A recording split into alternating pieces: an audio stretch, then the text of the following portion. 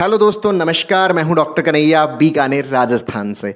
दोस्तों, ये जो नीट 2023 जो यूजी का एग्ज़ाम 7 मई 2023 को होने वाला है और इसके अंदर अब हार्डली हमारे पास में 60 से 65 दिन बाकी है। तो इन 60 से 65 दिनों के अंदर हम क्या स्ट्रेटेजीज अपनाएं कि हमारे जो मार्क्स है वो 655 से ऊपर आए। 650 से अगर हम हमारे मार्क्स ऊपर रखना चाहते हैं तो हम किस स्ट्रेटेजीज के तहत तैयारी करें, इसका पूरा पूरा प्रोसेस मैं आप लोगों के साथ में शेयर कर रहा हूं। इसको बहुत अच्छे से समझिएगा, अंडरस्टैंड करिएगा।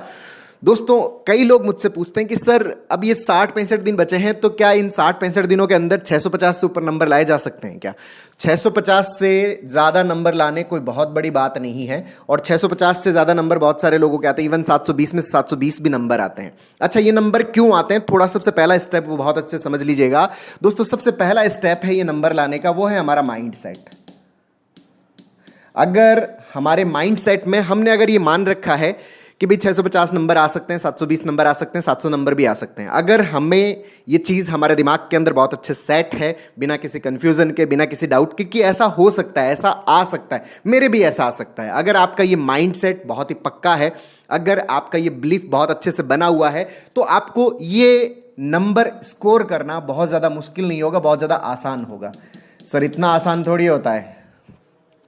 आसान और टफ जो होता है वो सिर्फ और सिर्फ हमारे माइंड सेट पे डिपेंड करता है। अगर हमारे माइंड सेट में हमने ये सेट कर रखा है कि नहीं यार, इतने नंबर तो नहीं आ सकते, यार ऐसा तो नहीं हो सकता, ऐसा तो अपने आ ही नहीं सकते, 650, अरे 700, 720 ये नंबर नहीं आ सकते, ऐसा बिल्कुल नहीं। अगर हमने ये माइंड सेट रख रखा है। अच्छा, इससे प्रॉब्लम क्या होती है? इससे प्रॉब्लम ये होती है कि जब आप इस नेगेटिव माइंड सेट के साथ में अगर आप किताब को पढ़ रहे होते हो, क्वेश्चंस को सॉल्व कर रहे होते हो, कॉन्सेप्ट्स को पढ़ रहे होते हो, तो आपके दिमाग के अंदर अगर थोड़ी सी भी कहीं पे भी कहानी उलझती है तो वो छोटी सी कहानी बहुत ज़्यादा आपके लिए बड़ी हो जाती है और आपको बहुत ज़्यादा टफ लगता है, बहुत ज़्यादा मुश्किल लगता है।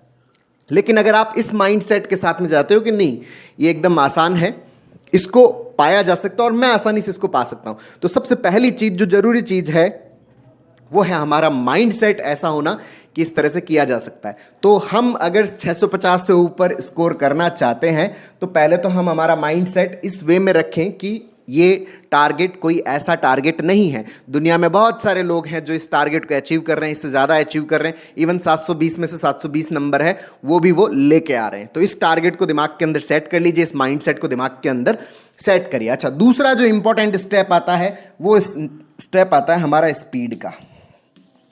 अगर हम स्कोर अच्छा करना चाहते हैं तो स्कोर अच्छे करने के लिए हमारे जो एग्जाम के मैक्सिमम क्वेश्चन है वो हमसे अटेंड होने चाहिए, और मैक्सिमम क्वेश्चन अटेंड तभी हो सकते हैं जब हमारी स्पीड बहुत अच्छी हो।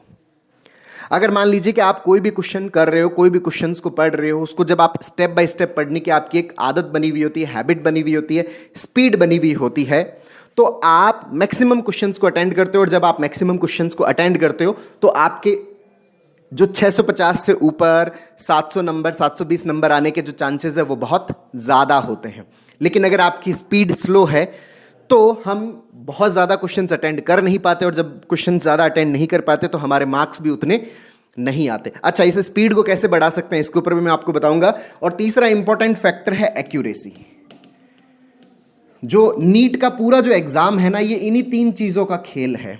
जो नीट का पूरा एग्जाम है वो इन्हीं 3 चीज़ों का खेल है। सबसे पहले आपका माइंड सेट बहुत अच्छा होना चाहिए, एकदम पॉजिटिव फ्रेमवर्क के साथ में आप उस एग्जाम के अंदर अपीयर हो रहे हैं। दूसरा, आपका स्पीड बहुत अच्छा होना चाहिए, जितना अच्छा स्पीड होगा उतने ज़्यादा क्वेश्चंस को आप अटेंड कर पाओगे। और तीसरा, क्वेश्चंस को अटेंड कर रहे हो वो भी एक्यूरेसी के साथ में।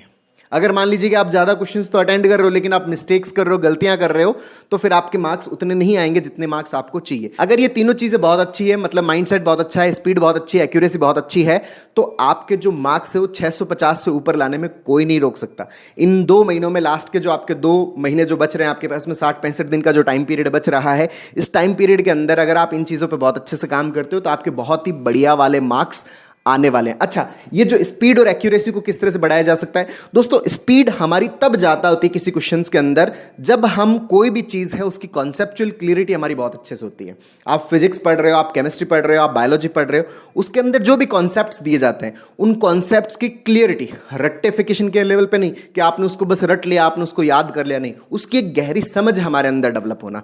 जब हमारी कॉन्सेप्चुअल क्लियरिटी बहुत अच्छी होती है तो हमारा स्पीड और एक्यूरेसी वाला पार्ट भी बहुत अच्छा होता है। अगर हम हमारी स्पीड एक्यूरेसी बढ़ाना चाहते हैं तो सबसे पहला फैक्टर आता है कि हमारी कॉन्सेप्चुअल क्लियरिटी है वो बहुत ही बढ़िया होनी चाहिए। और दूसरा, ये जो कॉन्सेप्चुअल क्लियरिटी है ये कब बढ़िया हो सकती है?